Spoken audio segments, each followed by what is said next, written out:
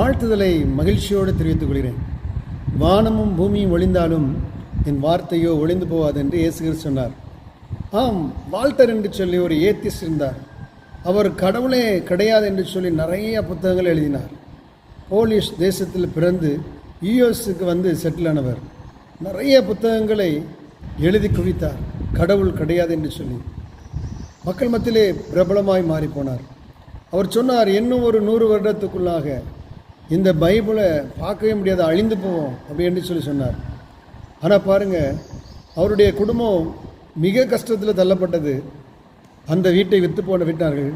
இன்றைக்கி அந்த வீட்டில் தான் பைபிள் சொசைட்டி, பைபிளை பிரிண்ட் பண்ணுற ஆஃபீஸ் அங்கே இயங்கி கொண்டிருக்கிறது. பல லட்சம் பைபிள் அங்கேருந்து மாதம் உற்பத்தியாகி உலகமெங்கும் சென்று போய் கொண்டிருக்கிறது. இந்த வார்த்தையை அழிக்க முடியாது. எத்தனையோ அரசர்கள் நினைத்தார்கள், எத்தனையோ பெரிய பெரிய தலைவர்கள் இதை அழித்துவிட வேண்டும் நினைத்தார்கள். ஆனால் இன்றைக்கு உலகத்திலே 3 ஒருவர் கிறிஸ்தவராக, இயேசுவை அறிந்தவராக இந்த உலகத்தில் இருக்கிறார். பாருங்கள், இயேசு கிறிஸ்து சொன்ன வார்த்தை எவ்வளோ மெய். வானமும் பூமியும் ஒளிந்து போகும், என் வார்த்தையோ ஒளிந்து போகாது. என் வார்த்தை என்றென்றைக்கு நிலைநிற்கும். அது மாத்திரமல்ல, அவர் சகல பிரஸ்தாபத்தை பார்க்கலாம் அவருடைய வார்த்தைக்கு முக்கியத்துவம் கொடுத்திருக்கிறார். இந்த வார்த்தையை நாம் விசுவாசிப்போம், அதை அறிக்கை செய்வோம், சோந்தரிப்போம். ஹல்லேலூயா. பாருங்கள், உங்களுடைய வாழ்க்கையில் ஒரு தரித்திரம் இருக்குது என்றால், நீங்கள் செழிக்க வேண்டும் என்றால் நீங்கள் சொல்லுங்கள், நான் இயேசுவின் பிள்ளை, நான் ஆசீர்வாதமாக இருப்பேன்.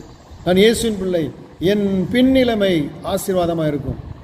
இதை சொல்லியே இன்றைக்கு பல லட்சம் சம்பாத்தியம் பண்ணி கொண்டிருக்கிற ஒரு வாலிபன் இருக்கிறான். அவன் சொல்கிறான், கிட்டத்தட்ட 3 மாதத்தில் நான் 10,000க்கு மேற்பட்ட முறை சொன்னேன், என் பின்னிலைமை ஆசீர்வாதம் இருக்கும், என் பின்னிலைமை ஆசீர்வாதமாக இருக்கும். இன்றைக்கி பாருங்கள், அவன் பெரிய வசதியாக இந்த உலகத்தில், ஏற்கனவே ஆவிக்குரிய வாழ்க்கையில் இயேசு ஏற்றுக்கொண்டவன்.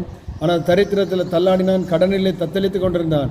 ஆனால் என்றைக்கு யோபு 42:10-12 திரும்ப திரும்ப அறிக்கை செய்ய ஆரம்பித்தானோ, என் பின்னிலைமை ஆசீர்வதிக்கப்படும், நான் ஆசீர்வாதமாக இருப்பேன் என்று சொல்லி, இன்றைக்கு அவன் பாருங்கள் நல்ல ஒரு பொசிஷனில் வந்துட்டு இருக்கிறான்.